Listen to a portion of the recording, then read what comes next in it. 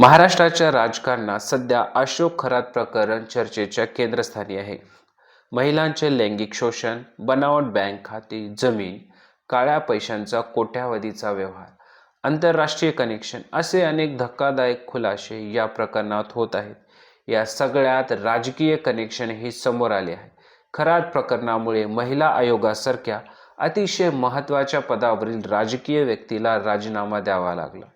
रुपाली चाकणकराबरोबरच राज्यातील अनेक बड्या नेत्यांची नावं खरातशी जोडली गेलीत. अलीकडेच SITला फॉरेन्सिक टीमकडून मोबाईल क्लोन डेटा रिपोर्ट मिळाला.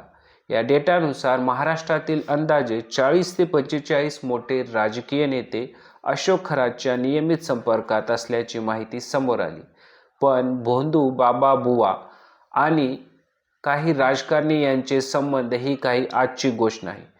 स्वतंत्र भारताच्या इतिहासात भोंदू बाबा आणि बुवांच्या भजनी लागलेल्या राजकारण्यांची खूप मोठी यादी आहे. या व्हिडिओत मी बालाजी दुंपलवार तुम्हाला राजकारणी बुवांच्या नादी का लागतात यामागची कारणं आणि त्यामागची मानसिकता याबद्दल सांगणार आहे. त्यामुळे व्हिडिओ शेवटपर्यंत पहा. तर मंडळी, सुरुवातीपासूनच खरात प्रकरणात राजकारण्यांची नावे समोर येत होती. उपमुख्यमंत्री एकनाथ शिंदे खरातच्या ईशानेश्वर मंदिरात गेल्याचे फोटो सोशल मीडियावर आहेत. यावेळी शिंदेंबरोबर दीपक केसरकरही फोटोत दिसतात. राष्ट्रवादीच्या महिला नेता रुपाली चाकणकर यांनी तर खरातला आपले गुरु मानल्याचे जगजाहीर केले होते. त्यांचे खरातसाठी छत्री पकडून उभे राहिल्याचे, त्याचे पाय धुतानाचे फोटो, व्हिडिओ समोर आलेले आहेत. अशोक खरातच्या मुलीच्या लग्नाच्या निमंत्रण पत्रिकेत सत्ताधारी आणि विरोधी पक्षातील अनेक प्रमुख नेत्यांची नावे आढळून आली आहेत. 9 आणि 10 जानेवारी 2026 रोजी झालेल्या खरातच्या मुलीच्या लग्न सोहळ्यात अनेक राजकीय दिग्गज नेत्यांची उपस्थिती असल्याचे समोर आले आहे. चर्चेत असलेल्या नावांमध्ये राज्याचे उपमुख्यमंत्री एकनाथ शिंदे, मंत्री चंद्रकांत पाटील, आशिष शेलार, रुपाली चाकणकर, मिलिंद नार्वेकर तसेच दीपक केसरकर यांचा समावेश असल्याची माहिती समोर आली आहे. अनेक नेते महत्त्वाचे राजकीय निर्णय घेताना, उमेदवारी अर्ज दाखल करताना आणि शुभमुहूर्त ठरवताना खरातचा सल्ला घेत असत. तृप्ती देसाईंनी उपसभापती नीलम गोऱ्हेंचे अशोक खरातसोबत संबंध असल्याचा दावा केला. पण भोंदू बाबा बुवा आणि काही राजकारणी यांचे संबंध ही काही आजची गोष्ट नाही. स्वतंत्र भारताच्या इतिहासात भोंदू बाबा आणि बुवांच्या भजनी लागलेल्या राजकारण्यांची खूप मोठी यादी आहे. धीरेंद्र ब्रह्मचारी नावाचे इंदिरा गांधी यांचे एक गुरु होते.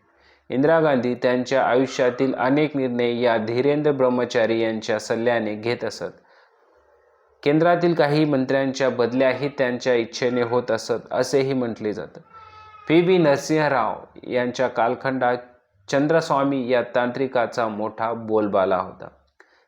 सत्य साईबाबा या हात चालाकीने हवेतून सोन्याची चेन काढण्याचा तथाकथित चमत्कार करणाऱ्या बाबाच्या भक्तांची यादी देखील खूप मोठी आहे. शिवराज पाटील चाकूरकर, विलासराव देशमुख यांच्यापासून ते अगदी सचिन तेंडुलकर, सुनील गावस्करपर्यंत त्यांच्या भक्तांची मोठी यादी आहे. महाराष्ट्राचे माजी मुख्यमंत्री अशोक चव्हाण यांनी तर त्यांना मुख्यमंत्री निवासस्थानी पूजा करण्यासाठी बोलावले होते. त्यावरून महाराष्ट्रात मोठा गदारोळ झाला होता. आसाराम बापू आणि राम रहीम या न्यायालयाने दोषी ठरवलेल्या भोंदू बाबांचे अनेक राजकारणी भक्त आहेत. या सगळ्या राजकारण्यांना आणि सेलिब्रिटींना मानणारा आणि त्यांच्या वागण्याचे अनुकरण करणारा एक मोठा वर्ग असतो.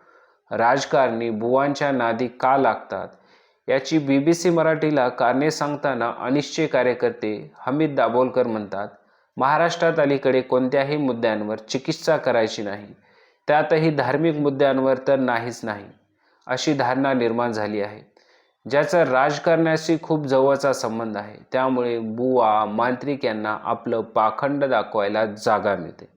दुसरे एक महत्त्वाचे कारण म्हणजे राजकारणी अधिकाऱ्यांमध्ये किंवा इतरही लोकांची पैशांची हाव.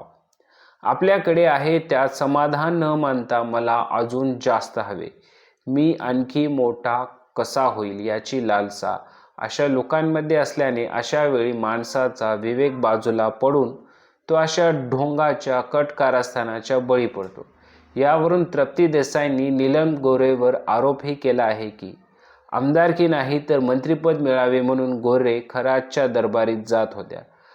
राजकारणी त्यांच्या अनामिका अंगठा कापण्याची विधीही खरातच्या दरबारी करत असल्याचा आरोप झाला.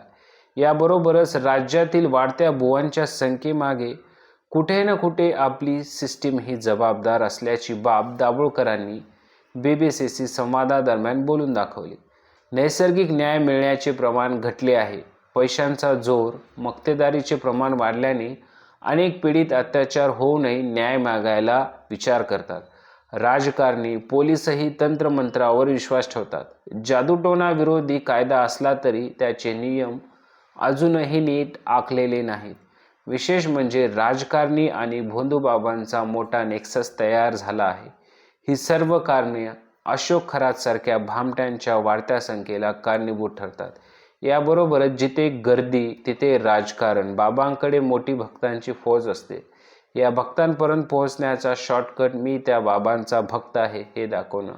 कारण धर्म आणि श्रद्धा यासारखे इमोशनल कनेक्शन लोकांना पटकन जोडतात आणि कधी कधी प्रभाव, पैसा आणि गुप्त व्यवहारांचं जाळंही असू शकतं. यासाठी लोकांचं असमंजसपणाही तितकाच जबाबदार आहे. खरात प्रकरणाचं उदाहरण घेऊन याबद्दल बोलायचं झालं तर खरातच्या दरबारात तो अनेक चमत्कार करून दाखवायचा आणि लोकही त्याच्यावर डोळे झाकून विश्वास ठेवायचे. पण विज्ञानाचा वापर करून जादूगारही करामती करून दाखवतो.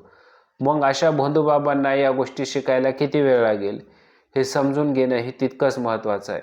या चमत्कारामागे पाखंड तर नाही ना याचा तपास घेता आला पाहिजे. आंधळा विश्वास ठेवून बाबांना लाखो कोटी रुपये देताना ते आपल्याला देत असलेले जल रत्न नेमके खरे आहेत का याच्या मुळातही जाता आले पाहिजे. बऱ्याचशा महिलांनी म्हटलं आहे की खरात त्यांच्या पतीचं बरं वाईट होईल, कुटुंबावर संकट येईल असं सांगून त्यांचा फायदा घ्यायचा. पण मग अशा गोष्टींवर किती विश्वास ठेवायचा यात स्वतःच विचार करणे गरजेचे आहे.